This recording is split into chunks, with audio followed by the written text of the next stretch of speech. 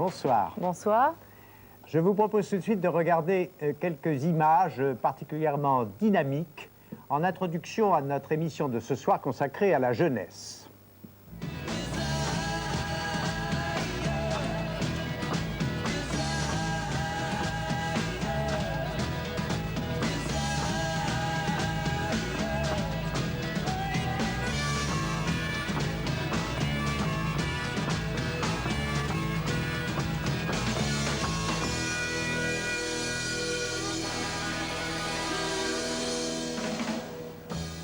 C'était des images tirées d'un film de Christian de Becker, tourné sur le parvis de la Défense, un film consacré au club des Rollers, un club dont nous parlerons tout à l'heure, animé par le sociologue Michel Fize, qui est parmi nous ce soir.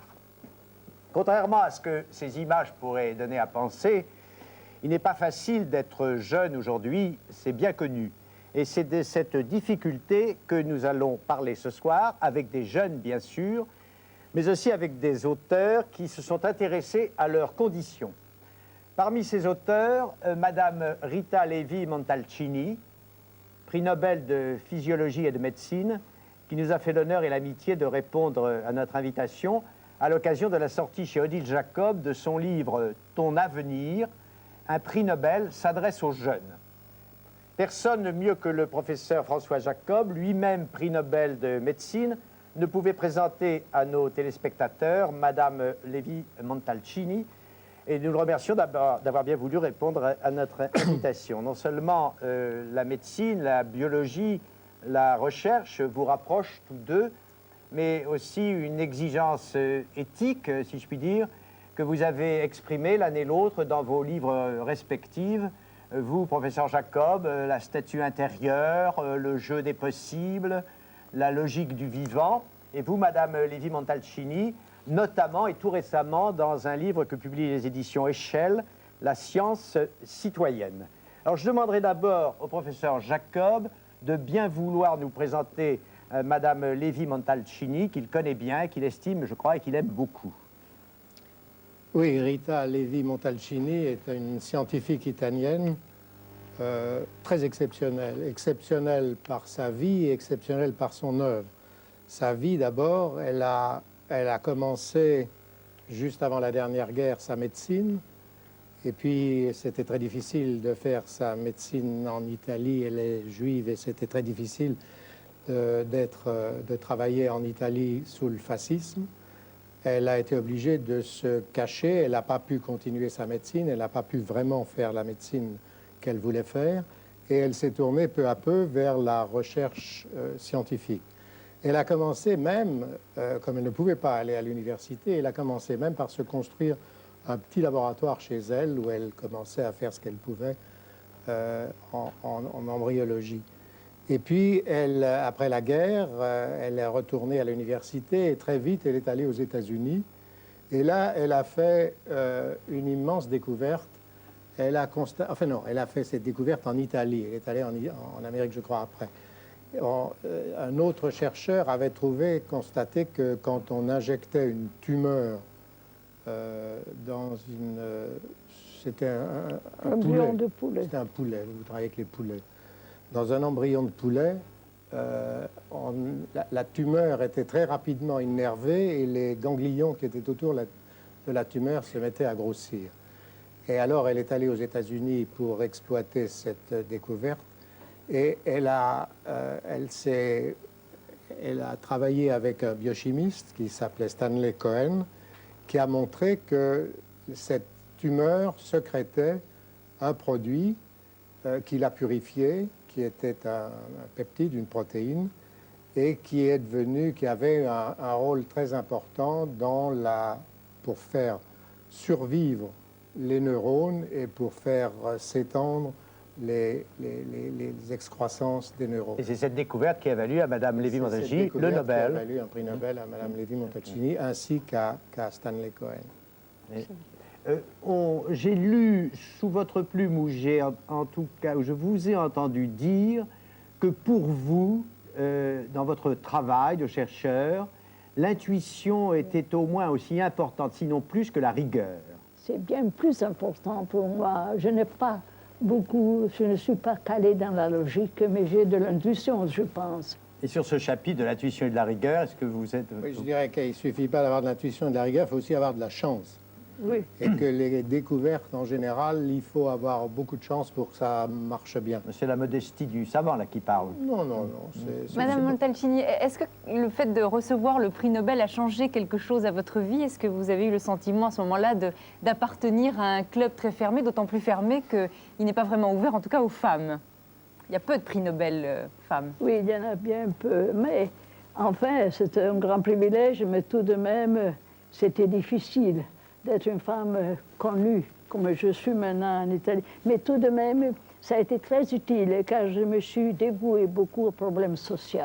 Et je travaille maintenant toujours du point de vue scientifique, mais aussi du problème social, particulièrement des jeunes gens, comme je viens de dire, comme vous venez de dire. Est-ce que, c'est un autre domaine, est-ce que les obsessions que développent les jeunes aujourd'hui à propos de problèmes tout à fait objectifs, comme le sida, comme le chômage, ne sont pas de nature à émousser leur faculté de curiosité, leur faculté d'émerveillement, que tous les deux, vous les incitez à nourrir et à entretenir? Le chômage d'un côté, surtout le chômage et aussi le sida, rendent la vie difficile aux jeunes, ça c'est clair.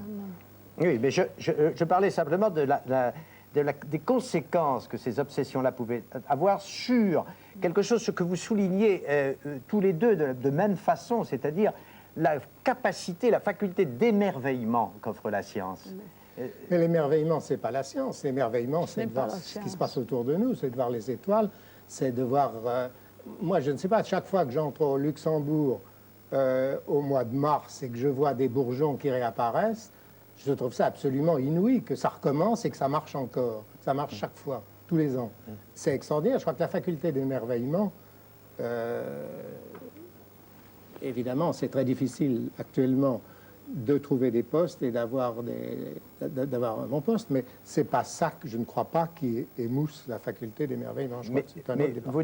Vous n'estimez pas que la science aujourd'hui répond d'une manière moins forte aux interrogations morales et métaphysiques qui se posent aux sociétés contemporaines et notamment aux jeunes?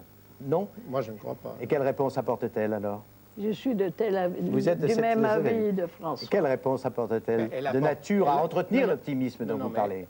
Elle apporte les réponses en tâchant... La fonction de la science est essentiellement de produire de la connaissance. Oui.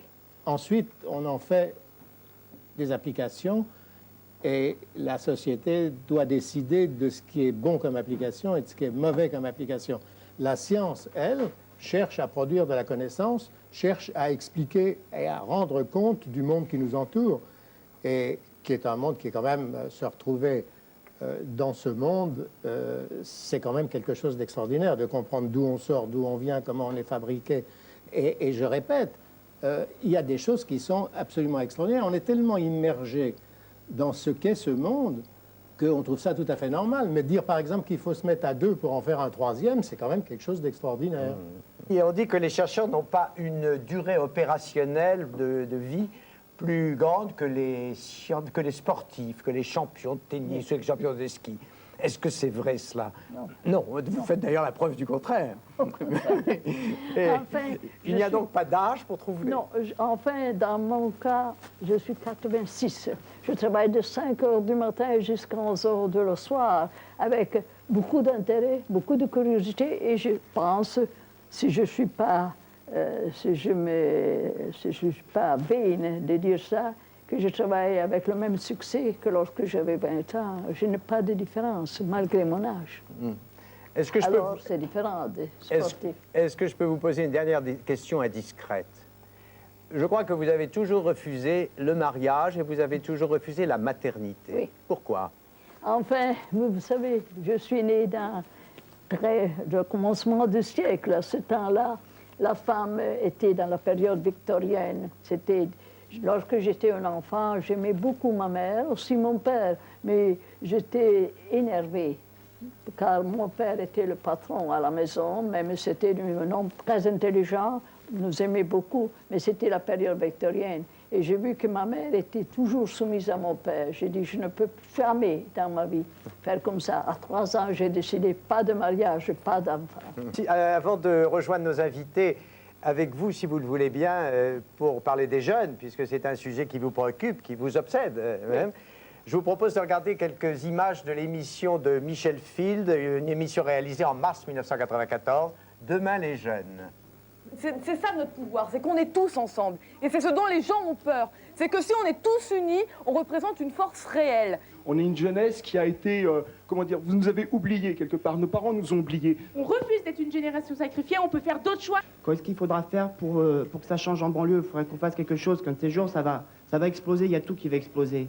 Dans les banlieues, il n'y a pas que de la racaille, il n'y a pas que des casseurs. Il y a des mecs qui vont en UT, ou en BTS, qui font des études vraiment brillantes, et qui essaient de s'en sortir. Il faut inventer une nouvelle société avec un nouveau rapport au travail, où peut-être que chacun travaille un peu moins, mais tout le monde travaille. J'ai fait ce BTS en me disant, quand je vais sortir, j'aurai un boulot. Et ben en fait, j'ai rien du tout. Tout ça parce que je suis trop jeune. J'ai pas assez d'expérience, mais bon Dieu, j'aimerais bien en avoir l'expérience. Mon avenir, je le vois même pas. C'est un gros point d'interrogation. Et je peux dire que j'éprouve plus rien, aucun sentiment, et je suis complètement morte au fond de moi. Eh bien, voilà des questions, des préoccupations auxquelles nous attendons que vous apportiez ce soir, si vous le voulez bien, des éléments de réponse. J'ai dit tout à l'heure que tous ici, autour de cette table, vous êtes intéressés à des titres divers aux problèmes qui concernent la jeunesse. Vous, bien sûr, François Chandernagor, parce que le roman superbe que vous publiez chez Fallois, L'enfant des Lumières, met en situation un enfant. Et peu importe que vous le placiez au XVIIIe siècle, la situation est universelle, si je puis dire, et intemporelle. Et il met en question le problème de l'éducation. Vous, Michel Fize, qui êtes sociologue et ingénieur de recherche au CNRS, parce que la jeunesse est votre terrain de recherche, parce que vous avez publié de nombreux travaux sur ce sujet, et notamment chez Julliard l'an dernier, Le peuple adolescent, et parce que vous avez siégé au Comité pour la consultation nationale des jeunes. Je rappelle que ce comité a été réuni l'an dernier, après l'affaire du CIP, à l'initiative d'Édouard Balladur. Non seulement vous avez siégé à ce comité, mais vous en tirez les anciennes d'un ouvrage, d'un livre qui s'appelle Génération Courage. Je signale d'ailleurs que la documentation française, pour ceux que cela intéresse, publie l'analyse, l'in extenso du questionnaire et des mesures qui ont été prises à la suite de la réunion de ce comité. Vous, Marina Picasso, qui consacrez une large partie de votre énergie et de la fortune que vous avez héritée de votre grand-père, Pablo Picasso, à une œuvre admirable. Vous avez créé au Vietnam un village de la jeunesse qui abrite 360 orphelins. Et vous racontez votre vie dans un livre très émouvant qui sort chez Ramsay, Les enfants du bout du monde. Quant à vous, Cédric, étudiant en sociologie à Nanterre, et à vous, Prisca, qui êtes élève de première au lycée Le Breuil, à Marly-le-Roi. Vous êtes parmi nous, c'est bien entendu, comme témoin, comme interprète des préoccupations de la jeunesse. Et enfin, merci à vous, Madame Lévy-Montalcini, de nous avoir rejoints. Alors, c'est vers vous que je me tournerai d'abord, Michel Fize, pour les raisons que j'ai dites tout à l'heure, parce que vous êtes orfèvre professionnel. Pour vous demander, vous qui avez eu en main un matériau abondant, c'est-à-dire, je crois, 1 300 000 réponses et 3 300 lettres qui les ont accompagnées, de nous dresser à grands traits, bien entendu, le portrait de la jeunesse française d'aujourd'hui. Ben écoutez, j'ai été très sensible d'abord aux propos des jeunes dans cette émission de l'année dernière, parce que je crois qu'on y retrouve effectivement les inquiétudes et les aspirations des jeunes. Alors, je crois qu'en réalité, il y a à la fois, on l'a dit tout à l'heure, les inquiétudes massives que sont le chômage et le sida, mais je crois qu'il faudrait aussi parler des échecs scolaires, parce que je crois qu'on a une école qui est peut-être à recomposer d'urgence, si l'on peut dire. Et puis d'autre part, on a une jeunesse qui, à travers cette consultation, je crois, nous a adressé un message très fort. Le message très fort, c'est l'écoute, d'une part, plus d'écoute, plus d'adultes. Et je crois qu'effectivement, là, il y a un signal d'alarme sur peut-être la distance des générations qui, dans une société comme la nôtre, s'est aggravée depuis maintenant une trentaine d'années, peut-être. Et puis, plus intéressant, je crois, c'est le désir de participer aux responsabilités. quelles que soient ses responsabilités d'ailleurs. Elles peuvent être scolaires, avec les fonctions de délégué de classe, elles peuvent être associatives, elles peuvent être politiques, notamment au plan local. Donc je crois que le constat maintenant est clair. Il faut essayer de voir comment réinsérer notre jeunesse eh bien, dans notre société qui lui fait si peu de place.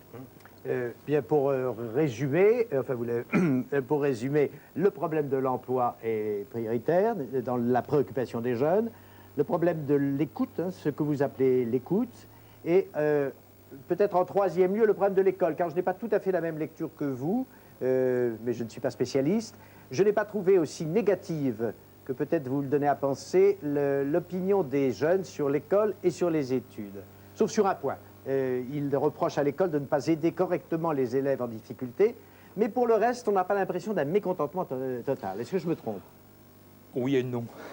Je crois que les réponses aux questionnaires ne permettaient pas de faire émerger, je crois, d'une manière très très forte les préoccupations à l'école. Par contre, le courrier, lui, est beaucoup plus éclairant. Et là, je pense que, encore une fois, ce qui a été dit est sans aucune ambiguïté. Les rythmes scolaires sont trop lourds, trop élevés, les programmes scolaires trop chargés.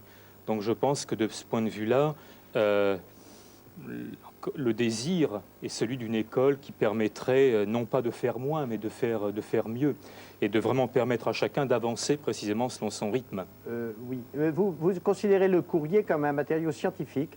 Absolument. Absolument.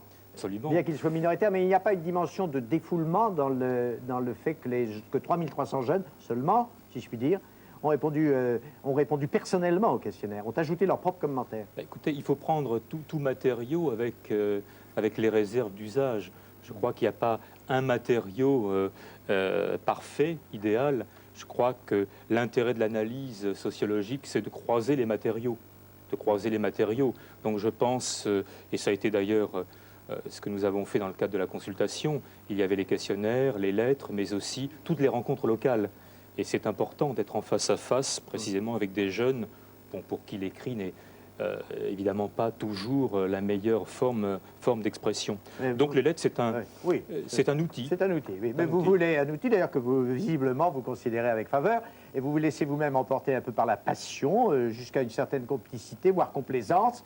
Votre livre, le livre Génération Courage, s'ouvre sur une lettre à Édouard, d'une jeune fille de 19 ans. Cette lettre n'est pas, si je puis dire, piquée des vers, elle est profondément méprisante. Et vous l'appelez, vous, aussitôt, dans les lignes qui suivent, vous y voyez un témoignage vif, sans complaisance, et vous appelez ça une superbe lettre. Non, je vous laisse un peu emporter. Oui, ben non, je crois que cette lettre n'est pas uniquement incisive, peut-être. Elle est terrible. Je crois qu'elle pose quand même un certain nombre de problèmes d'une manière peut-être directe, mais c'est un peu le langage de certains jeunes. Très bien. Alors, nous allons naturellement, âge oblige, nous tourner vers nos deux témoins, c'est-à-dire Prisca et Cédric. D'abord, est-ce que vous avez écrit? Prisca, vous avez écrit J'ai répondu... Vous avez envoyé une lettre personnelle? Non, j'ai pas répondu. Non. Et vous? Non plus. Non plus. Bon, mais est-ce que vous vous retrouvez dans le portrait, appelons ça comme ça, dans le portrait que cette vaste enquête dessine de vos congénères et de vos contemporains? Moi, je crois que le titre correspond bien à notre génération. Génération Courage? Oui, parce que généralement, c'est génération sacrifiée, génération chômage, génération sida, génération... Mais où est votre courage? Ah, mais il y a aussi toute cette volonté de s'en sortir, justement. Toute cette volonté d'aller de l'avant, que l'on retrouve chez de nombreux jeunes. Et parce que vous lisez, vous, un activisme dans la jeunesse d'aujourd'hui. Le problème, comme le disait Michel Fize, c'est que les jeunes ont très peu de responsabilités. Alors, il ne faut pas y voir pour autant un rejet des responsabilités. Les jeunes souhaitent des responsabilités, mais on ne leur donne pas toujours. Et quand on leur donne, dans les conseils communaux jeunes, où ils gèrent des locaux, où ils organisent des petites réunions, bien souvent, ça marche très bien. Mais je ne veux pas politiser, mais provoquons un peu. Oui. Refuser le CIP, c'est du courage. Oui. Et l'accepter, ça n'aurait pas été du courage? Ben, comme le disent beaucoup de jeunes qui ont défilé et qui n'étaient pas très très heureux, il faut savoir quelle valeur on accorde à la jeunesse. Est-ce que la jeunesse vaut 2500 francs, 3500 francs par mois, ou est-ce que la jeunesse ne vaut-elle pas plus? Je ne sais pas si vous représentez la jeunesse là, parce non. qu'il me semble avoir lu dans les résultats de la consultation que l'hostilité au CIP n'était pas telle qu'on a bien dit qu'elle était. Oui, là, je crois qu'il faut être tout à fait clair. Et là, le courrier donne une réponse assez nette à cet égard. J'ai trouvé des témoignages de jeunes pour qui, effectivement, le CIP, ma foi, c'était mieux que rien. Mieux que rien, mais peut-être parce qu'effectivement, on a appris à un certain nombre de jeunes à ne pas réclamer leur dû. Donc vous êtes d'accord avec Cédric, c'est davantage de la résignation que du courage que d'accepter le CIP. Oui, bien sûr. Et vous, Prisca, vous êtes d'accord avec lui? Tout à fait, oui. Oui. Je trouve que c'est faire preuve de courage pour de descendre dans la rue et de dire que ça va pas et qu'on peut faire bouger les choses. À mon avis, c'est ça le terme du courage. Et nous avons parmi nous quelques jeunes, enfin beaucoup de jeunes. Est-ce que là, parmi vous, il y en a un qui s'inscrit en faux contre ce consensus Prisca-Cédric? Notamment, par exemple, Sylvain. Vous êtes, je crois, en terminale à la Selle Saint-Cloud. Oui. Qu'en pensez-vous? Non, je crois que tout à fait, cette génération de jeunes, bien qu'on l'a souvent critiquée, je pense que vraiment, c'est vrai qu'elle a du courage. Je suis tout à fait d'accord avec Prisca et j'ai oublié le nom. Cédric. Parce que c'est vrai que je pense qu'il faut avoir du courage pour aller crier un peu ce qu'on a sur la patate, comme on dit. Mais même si on ne prend pas grand risque. Oui, mais je crois que... On n'est pas place Tiananmen. Non, c'est sûr. Les conditions sont pas les mêmes déjà. Mais non, je pense que je suis un peu d'accord avec Michel Fish. Je pense qu'il faudrait... je pense que les jeunes veulent vraiment un véritable changement. Et pas uniquement des petites réformes assez timides comme on a pu le voir ces dernières années, mais vraiment une réforme qui change vraiment tout le système. Alors, autre question, est-ce que vous êtes optimiste? Si j'en juge au résultat de l'enquête, 29% seulement d'entre vous, les gens de votre âge, sont optimistes, c'est-à-dire ont confiance dans l'avenir, vous-même. Personnellement, j'ai eu la chance d'avoir une trajectoire scolaire qui, pour l'instant, m'a permis de suivre mes études bon an, mal an et de continuer. Une vie de famille stable, c'est un des problèmes d'aujourd'hui. Et la possibilité de dialoguer régulièrement avec des adultes dans diverses circonstances. Vous vous considérez donc comme privilégié? Oui, j'ai eu la chance jusqu'à présent de pouvoir faire ce... Et vous considérez légitime ce privilège? Ou bien avez-vous mauvaise conscience? C'est toujours l'éternel problème. Oui, il y en a parmi nous qui n'ont pas ces privilèges que nous avons eus. Avez-vous mauvaise conscience? Non, à vrai dire non, parce que je me suis, pour reprendre le titre Génération Courage, je me suis aussi battu pour me faire mon trajet. Mais attendez, parce que Cédric, ce que vous dites m'amène à poser une question à Michel Fish. Quand vous parlez de la jeunesse, est-ce qu'il n'y a pas plusieurs jeunesses? Est-ce qu'il n'y a pas des ghettos dans un ghetto? Parce que Michel Fish, vous dites que les jeunes actuels sont des enfants du siècle plus que des enfants du sang ou du rang. Oui, voilà. Donc, alors, il semble y avoir une communauté non, je crois que là, homogène. D'abord, il y a une vraie bonne question. Parce que si vous aviez, je crois, projeté d'autres images de l'émission de Michel Field, vous auriez vu que quelque part, il y avait la volonté précisément de ne pas continuer à être divisé entre banlieue d'un côté et beau quartier entre guillemets, de l'autre. Je crois que là, il y avait vraiment une volonté d'expression d'une solidarité de génération. Ce qui montre bien quelque part qu'il y a des inquiétudes communes. Je crois qu'il ne faut pas penser que l'exclusion est concentrée dans les cités. Elle est aussi du fait de l'escalade des diplômes, parce que le niveau quand même d'exigence de l'école augmente. Donc il faut aller toujours plus loin pour obtenir toujours un petit peu moins. Par conséquent, je crois que ça projette beaucoup de jeunes dans une angoisse au quotidien.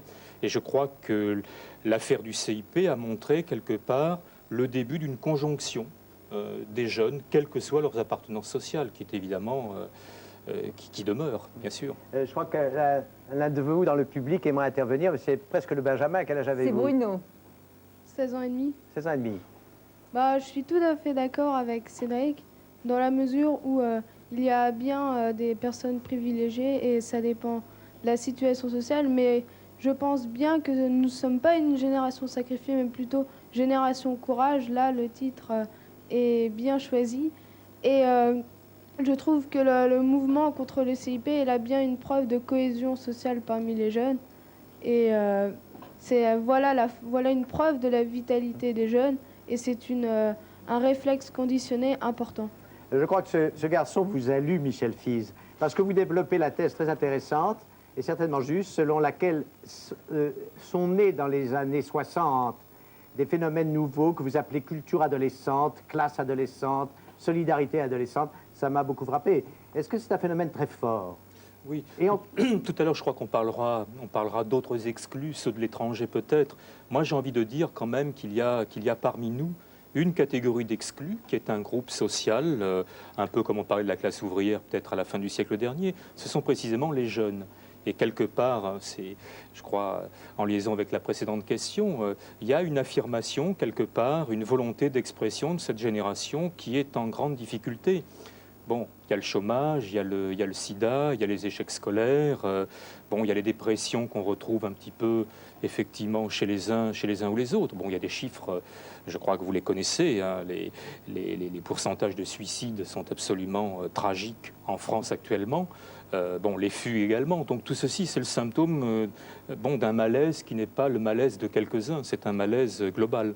Alors, Madame Lévy-Montalcini, vous lancez dans votre livre « Ton avenir » un hymne fervent à la jeunesse, oui.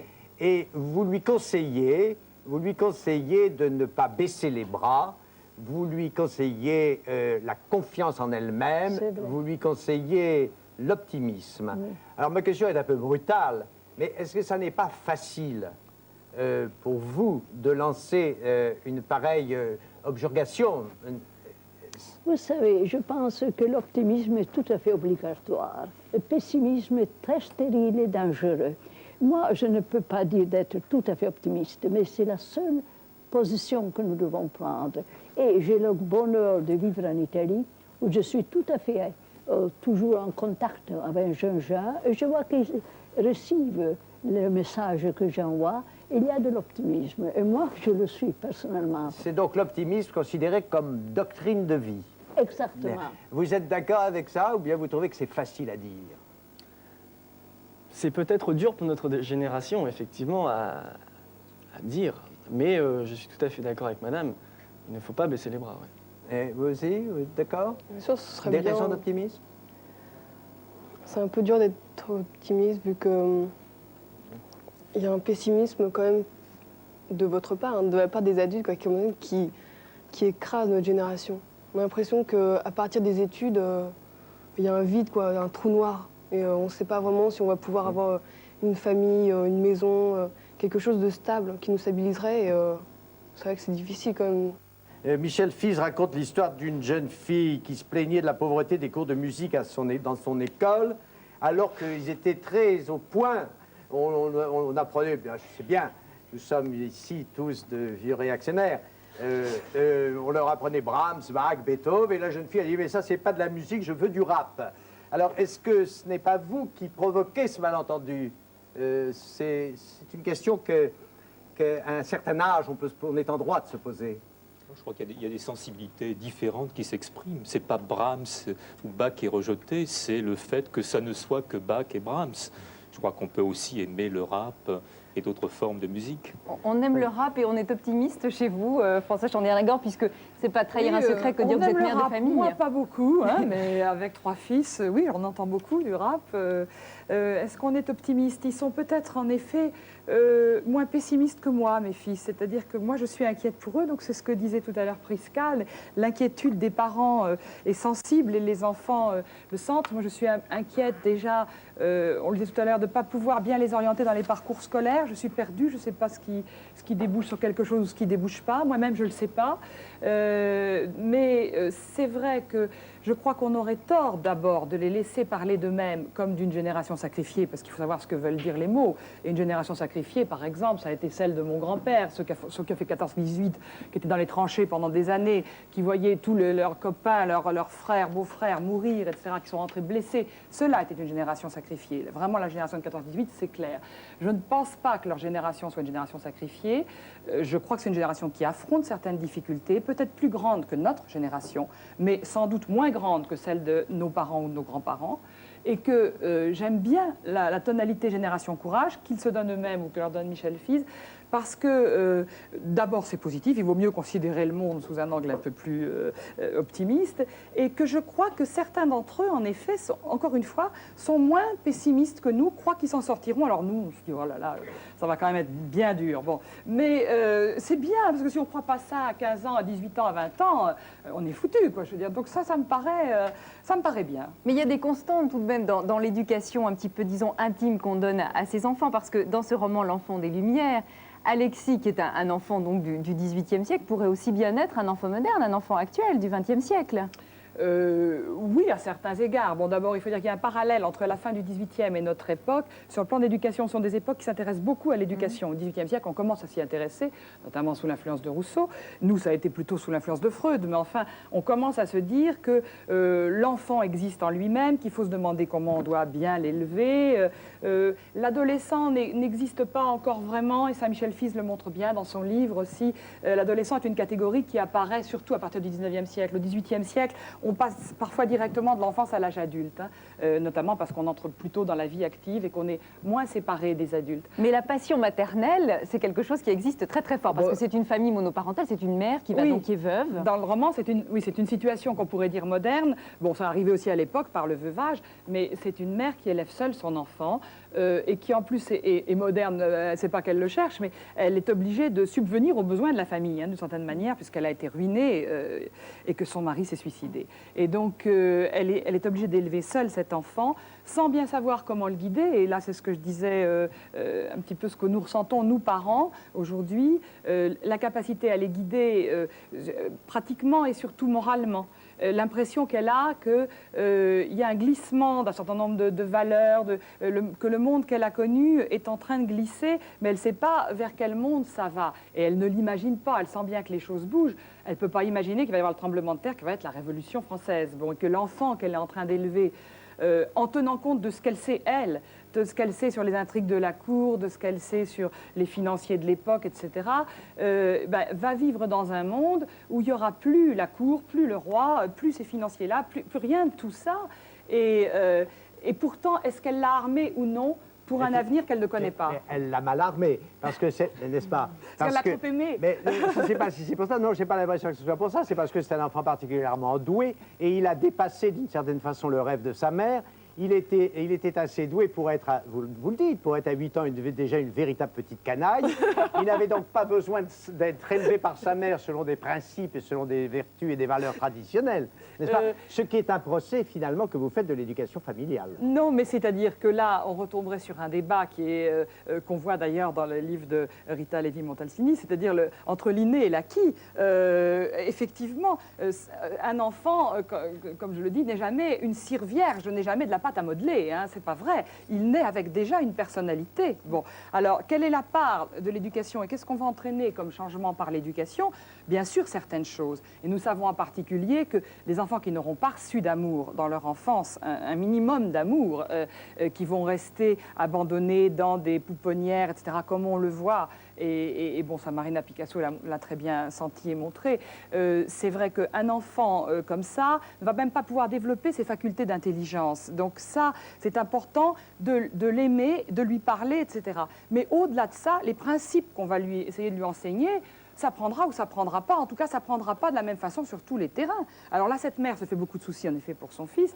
Il est probable qu'il est déjà mieux adapté qu'elle au monde nouveau. D'abord, il est de sa génération. Je veux dire, on est autant, et même peut-être déjà à l'époque, autant de sa génération que de sa famille. Oui, et on élève, et les parents ont toujours tendance à élever leurs enfants selon leur propre système de valeurs. Ils ne peuvent pas faire autrement, et selon leur propre passé, selon les épreuves qu'ils ont traversées. Ne comprennent pas les enfants, c'est de là vient le malentendu éternel. Mais elle est aussi extraordinaire, cette femme, parce que moi, il y a quelques lignes que je ne résiste pas au plaisir de vous lire, c'est que finalement, quand le cordon ombilical, à un moment donné, doit se casser, oui. et tous les parents ne savent pas le faire comme elle. Elle dit « Croit-on vraiment dans cette maison que je me serais séparée de mon fils sans de bonnes raisons ?» Parce qu'évidemment, il part. Croit-on que je ne craigne pas pour lui les tempêtes, les pirates, les étrangers? Croit-on que je ne souffre pas de ses douleurs, que je n'en gémisse pas, que je n'en tremble pas, que je n'en meure pas? Croit-on que je puisse vivre sans lui? Et pourtant, c'est ce qu'elle va faire. Enfin, oui, elle va effectivement en mourir, mais elle va le pousser dehors à un moment donné, parce que là, on retombe sur le problème de la famille monoparentale, un peu, c'est-à-dire la femme seule avec son fils. Il y a une relation très fusionnelle, très passionnelle entre eux. Et il y a un moment où elle se rend compte qu'une éducation n'est achevée que quand l'enfant vous quitte et qu'il peut vivre sans vous, n'avoir plus besoin de vous. Et elle se rend compte aussi qu'il n'osera jamais la quitter, qu'il ne peut pas faire sa vie dans cet endroit où ils se sont réfugiés, où ils vivent difficilement, et qu'il va falloir qu'il retourne à Paris, que sa vie est là-bas. Mais jamais il se sentirait trop coupable de laisser sa mère seule. Et c'est elle qui va provoquer la rupture de façon très dure, d'ailleurs. D'ailleurs, mes fils m'ont dit, elle est terrible à ce moment-là. Mais non, maman, il ne faudrait pas qu'elle fasse ça. Mais elle le fait, elle le fait parce qu'elle sent bien que son dernier devoir d'éducatrice, c'est de couper le cordon ombilical à un moment donné, et qu'elle lui rend service en le faisant. Même bien sûr, elle n'a vécu que pour lui, que par lui, et d'une certaine façon, elle en meurt. Elle tombe malade pas longtemps après. Et vos fils, François Chandernagor, ont été contents de lire ce livre-là? Ils pensent que en tout cas, vous allez faire la même chose avec eux? Oh non, peut-être pas, je crois pas. Ce ne sont pas des canailles. Et puis je pense qu'ils sauront partir à un moment où il faudra qu'ils partent, et que peut-être aussi l'écart entre les conditions de vie que je leur propose et ceux qui pourront trouver après est moins grand que dans le roman. Mais enfin, en tout cas, je ne sais pas s'ils ont été contents de lire le livre. Moi, j'ai été contente qu'ils le lisent parce que je les tenais sous la main. Là, j'avais des lecteurs captifs et leur réaction, dans la mesure où il s'agissait des rapports d'une mère et d'un fils, même au XVIIIe siècle, leur réaction m'était très précieuse. Alors, enfin, le problème, c'est que vous n'êtes quand même pas une mère ordinaire. Et alors, Rita Levi-Montalcini, vous croyez très fort encore aux valeurs familiales. Absolument. Vous le dites, Tout d'ailleurs. à fait. Mais vous ne trouvez pas qu'elles sont terriblement en déclin? Non. Ah Je bon. ne le pense pas. Mais ça n'est pas du tout l'avis de Michel Je ne le Fies, pense figurez-vous. pas, peut-être en Italie, Il écrit des pages sur le déclin de la puissance paternelle, sur le déclin de la hiérarchie au sein de la famille. Je peux dire, Non, je crois Mais il n'est pas d'accord avec Non, vous. je ne suis pas d'accord avec ce que vous dites.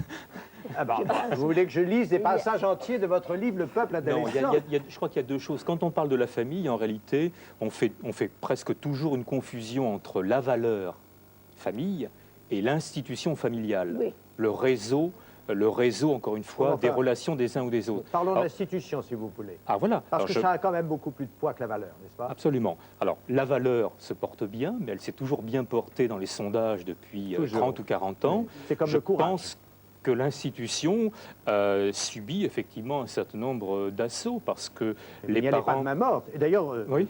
Vous dites, c'est pas nouveau, d'ailleurs, vous avez quand même l'élégance de dire, c'est pas nouveau, mais la ride s'est creusée. Vous parlez, évidemment, Poil de Carotte traitait son père d'imbécile, mais on va plus loin aujourd'hui. Oui. Hein, et alors, vous parlez du déclin, de la violence verbale, de la disparition de la hiérarchie, du déclin de la puissance, du conflit, du faux semblant de la démocratie familiale. Et le constat est sans appel. Ce que je voulais dire, et je crois que Madame Levi-Montalcini le disait aussi en regardant les systèmes éducatifs autoritaires et libéraux, je crois qu'on est le permissif. Voilà. Et je crois qu'on est pas le cerveau de l'enfant. Voilà, on est un pays qui engendre les extrêmes de nos systèmes. L'autorité a débouché sur l'autoritarisme et le libéralisme sur le laxisme. Et le message, quelque part, c'est aujourd'hui de reconstituer peut-être une série de règles, mais pas sous le régime de l'autorité pure et dure. Je crois que ce n'est pas de ça dont il s'agit, parce que la négociation, le dialogue est venu par là. Mais je crois que les jeunes et les enfants, je pense, ont besoin effectivement d'un certain nombre de points de repère, de référence, d'un système de pensée, comme je dis toujours, d'adultes qui soient capables de montrer un chemin, quitte à ce qu'évidemment il y ait une opposition à ce chemin et à cette voie qui leur est dessinée. Mais c'est le propre de l'adolescence que de s'opposer. Ça, c'est un petit peu un hommage à votre père qui vous a appris beaucoup la responsabilité, votre père à vous. Parce que si vous êtes devenu sociologue et si vous vous occupez de l'adolescence, j'imagine que ce n'est pas un hasard dans votre vie. Oui, je crois que j'ai eu j'ai eu une enfance que je retrouve d'ailleurs un petit peu dans le livre de Marina Picasso, pour d'autres raisons, hein, car je n'ai pas eu de souffrance matérielle, mais je pense que j'ai eu, malgré les difficultés, c'est vrai, un père qui m'a appris la liberté, je dirais contrôlée quand même, et puis la responsabilité. Et je crois que pour revenir aux très belles images du film de Christian de Bacquer tout à l'heure, je crois que ce qui s'est passé sur ce parvis, je crois que c'était une entreprise de responsabilisation des jeunes. J'allais vous en parler. Vous avez fondé un club de roller skate et vous l'animez, je crois, vous le dirigez. Alors je l'anime un petit peu moins parce que je n'ai plus beaucoup de temps, mais je l'ai animé très Il longtemps. rassemble quelques centaines de jeunes qui font sur le parvis de la Défense du patin moderne. On appelle ça une thérapie, non? Quelque part, ça montre d'abord qu'un sociologue peut être un homme de terrain, en tout cas un scientifique de proximité, comme je dis toujours, et que c'est bien de se frotter aussi à une réalité adolescente en n'étant plus un simple observateur. Je reviens au père, dont parlait Patricia. Vous adhérez quand même à la thèse d'Edgar Morin, la thèse de la fin des pères. Vous le dites très clairement. C'est pour vous, c'est fini les pères, François Chandler-Lagorce? C'est une thèse qui a été développée sur ce plateau par Aldo Naouri il y a peu de temps d'ailleurs. Oui, je pense que il est vrai que d'abord il y a beaucoup de familles, on l'a dit tout à l'heure, où les mères élèvent seules leurs enfants. Par ailleurs, donc la multiplication des divorces fait que beaucoup de pères sont privés de leurs enfants, ne les voient pas ou cessent de s'en occuper. Donc dans beaucoup de familles, on manque de pères. Et lorsque les pères sont quand même là, lorsque la famille est restée unie, il est vrai que je pense que beaucoup d'hommes ont été probablement déstabilisés par le travail féminin, les carrières féminines, par l'affirmation des femmes, probablement. Hein. Et du coup, même dans la famille, ils ont tendance à se réfugier dans leur travail et parfois à ne pas avoir, dans certaines familles en tout cas, un contact assez régulier avec leurs enfants et à ne pas oser interdire, à ne pas oser dire non, à ne pas... parce que c'est ça qu'on attend d'un père. Alors, la mère, quelquefois, peut le faire, hein, mais c'est vrai que le rôle... Souvent même. Bon. Moi, j'avais entendu d'ailleurs une très belle phrase de Marina Picasso quand elle dit « On ne gronde pas un enfant, on le punit ». Je crois qu'effectivement, le gronder, c'est le mettre dans une situation d'humiliation personnelle qui laissera des traces. Le punir, c'est rappeler qu'effectivement, de temps en temps, il y a un interdit à poser. Vous êtes d'accord? De temps en temps, poser les limites. Prisca, vous êtes d'accord aussi, Elsa? Oui, mais je préfère parler avec l'enfant plutôt que de le punir. Oui, vous parlez là comme parent potentiel ou bien comme enfant présent?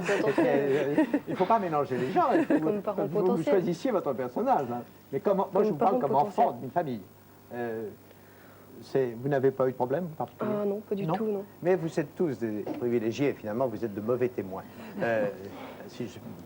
Marina Picasso, quand on parle de père ou de grand-père trop occupés par autre chose pour se pencher sur leurs enfants, je crois que vous savez de quoi on parle et on touche là à quelque chose de douloureux chez vous. Un sujet sensible et douloureux. Un grand-père qui était Picasso et qui s'est finalement peu occupé et de ses enfants et de ses petits-enfants, notamment de la petite fille que vous avez été... Oui, vous venez d'évoquer le thème de la famille et je crois que, comme disait monsieur, je crois que c'est un thème hyper important et je crois qu'on n'est pas un adulte, on ne devient pas un adulte solide si on n'a pas réellement une vraie famille, ce que je n'ai pas connu. Mais cette famille, vous voulez créer ces enfants du bout du monde, c'est-à-dire ces petits Vietnamiens. On va en parler dans un instant, mais pourquoi ce livre maintenant, 15 ans après avoir, vous le dites vous-même dans ce livre, avoir frôlé la mort psychique? Oui, puis on m'a demandé d'écrire ce livre, j'ai un petit peu hésité, puis ensuite je me suis décidée de le faire en prenant les risques, parce que lorsqu'on dit quelque chose, on prend toujours des risques, surtout lorsqu'on parle de sa famille, parce que ce n'est pas facile. D'ailleurs, ce n'est pas facile pour soi, et ce n'est pas facile pour les autres, parce que c'est vrai que ce n'est pas bien vu de dire des choses des fois déplaisantes sur sa famille, et puis je n'ai pas parlé de n'importe qui, entre guillemets, en toute simplicité, j'ai parlé de mon grand-père qui est connu dans le monde de la peinture, et c'est vrai qu'il fait l'admiration de beaucoup de gens dans le domaine de l'art, mais j'ai voulu toucher le côté humain qui est la vie. Vous montrez d'ailleurs, avec beaucoup d'indulgence, qu'il a fait souffrir beaucoup de gens autour de lui, que ce soit ses épouses successifs, son fils, donc votre père. Oui, j'ai donné un petit peu le schéma de ma vie. J'ai voulu parler de mon père, parce que c'était le fils de Pablo Picasso. J'ai voulu parler de son trajet douloureux. Et j'ai voulu expliquer quelque part pourquoi il n'a jamais réussi à être lui-même. Et je crois que c'était important de le signaler parce que c'est facile de dire, tiens, Paul Picasso, c'était peut-être le fils raté d'un grand homme, mais il faut des fois être humain, expliquer les raisons psychologiques qui amènent un enfant, puis un adolescent, à être inhibé et à ne pas pouvoir devenir ce qu'il aurait souhaité être. Ce livre est dédié à Pablito. Oui, c'est un livre que j'ai dédié à mon frère qui s'est suicidé. Après la mort de son grand-père. Après la mort de mon grand-père, oui. Alors la famille de Marina Picasso en 1995 est constituée de beaucoup d'enfants. Il y en a deux qui, je crois, deux enfants biologiques, comme on dit, c'est-à-dire deux enfants que vous avez eus vous-même. Oui. Des enfants que vous avez adoptés. Oui, j'ai deux grands-enfants, Gaël qui a 18 ans, Flore qui a 16 ans. Et j'ai adopté trois petits-enfants vietnamiens qui, au jour d'aujourd'hui, ont 6 ans, mais Florian 5 ans et Dimitri 4 ans. Plus une fondation dont vous vous occupez activement. Oui, j'ai créé une fondation pour les enfants orphelins de Ho Chi Minh. C'était une ancienne bâtisse, un orphelinat, et j'ai acheté un terrain, j'ai restauré autour de cet orphelinat, j'ai construit un village pour donner un caractère un petit peu plus humain à cet ensemble. Un village où habitent actuellement 360 orphelins. Si vous voulez, nous allons voir quelques images tirées d'une émission de Jean-Pierre Elkabbach, Repère, une émission de 1993. Oui, ça c'est l'inauguration du village, oui, ça doit se passer en 91. C'est la première tranche qui avait été construite. Ça c'est la directrice de notre village. Ce sont les petites filles du village qui font une fête ce jour-là. Vous avez organisé ce village en maison. Oui. Chaque maison étant tenue de comprenant 10 enfants. Environ, et oui. étant Et puis tenue une par maman ce que vous appelez adoptive. une maman. Oui, une maman adoptive, oui. Qui a la responsabilité de tous ces enfants, de leur éducation, de leur habillement, de leurs loisirs, ce qui donne une certaine indépendance au milieu de ce village. Comment est-ce que vous choisissez, entre guillemets, je ne sais pas comment on peut dire, comment ces enfants viennent-ils à vous? Parce qu'il y a beaucoup plus d'orphelins, oui, en fait. Ce terme choisir, je n'aime pas ça du tout. Je n'ai pas voulu du tout Je le me faire. doutais que vous n'aimeriez pas. Non, non, parce que je crois que dans une ville comme Ho Chi Minh, où il y a environ 21 000 enfants abandonnés, je crois qu'il est difficile d'en choisir 360. Donc c'est une responsabilité que j'ai laissée au service social. Et nous avons recueilli dans différents orphelinats des enfants. Certains avaient des difficultés, d'autres un peu moins. Et on a essayé de faire ça de manière harmonieuse et nous les avons installés dans ce village. Et je crois que vous avez également le projet de créer un centre d'accueil pour les enfants qui vivent dans la rue. Oui, c'est un projet que j'ai à cœur parce que je me suis rendu compte qu'il y avait finalement très peu d'orphelinats, parce qu'il y a environ 1500 enfants recensés dans les orphelinats Ho Chi Minh. Il y en a donc environ 20 000 qui sont dans les rues et j'aimerais faire un centre d'accueil pour récupérer ces enfants des rues qui n'ont aucune éducation, qui ne mangent pas, qui ne se lavent pas, qui n'ont pas le minimum vital. Et je crois que ce serait une aide efficace, pas complète, mais efficace. Et alors, comment est-ce que ça se passe? Ils restent là un certain temps, ensuite ils vont mener leur vie, comme on disait tout à l'heure, comme chaque enfant quitte logiquement sa famille? Oui, c'est-à-dire que c'est un village qui existe depuis 5 ans, donc nous avons des enfants de tous âges, nous essayons de les remettre tous à niveau. Et tout à l'heure, quand Michel Fils parlait de l'éducation à l'école, c'est vrai que là, nous avons essayé de créer une école où chaque enfant suit sa scolarité à son rythme. Parce que nous avons des enfants qui ont 12-14 ans, qui sont analphabètes, donc nous essayons tous de les remettre à niveau. Et c'est vrai qu'en 4-5 ans, la plupart ont récupéré. Ensuite, ils se dirigent vers une formation soit professionnelle, un métier manuel, ou d'autres vont même déjà à l'université. Vous avez des doigts de fée, si j'ose dire. Quand vous vous occupez d'enfants, vous racontez des histoires absolument terribles d'enfants qui arrivent dans des états incroyables. De votre propre fille adoptive, la petite May, qui n'avait été nourrie que par de l'eau salée pendant 3 mois. Oui. Et dont tout laissait à penser qu'elle ne vivrait pas longtemps et que vous avez sauvée. Oui, mais a subi un grave problème de malnutrition. Elle est restée 5-6 mois à l'hôpital. Je l'ai récupérée ensuite à Ho Chi Minh, à l'hôpital Graal. Et bon, ensuite, elle est venue avec moi. Elle a récupéré psychologiquement. Mais c'est vrai que pendant 2 ans, elle a suivi une thérapie. Et puis, elle a réappris à vivre. Et maintenant, c'est une petite fille joyeuse. Je crois que le plus bel hommage qu'on puisse rendre à votre livre, c'est d'en tirer une formule que j'ai trouvée très belle. On peut plus aisément tuer un enfant que de l'aider à vivre. Oui, je pense que vous êtes d'accord, Madame Lévy-Montalcini. Oui, tout à fait, tout à fait. Et puisqu'on en est aux citations, et avant de nous séparer, je voudrais poser à chacun d'entre vous une question, de savoir ce qu'il pense de la célèbre phrase de Paul Nizan, « Je ne laisserai jamais dire à personne que 20 ans est le plus bel âge. » C'est bien ce que je pense, c'est le plus terrible. Pour moi. Malgré votre optimisme. Oui, malgré l'optimisme est venu avec la vie.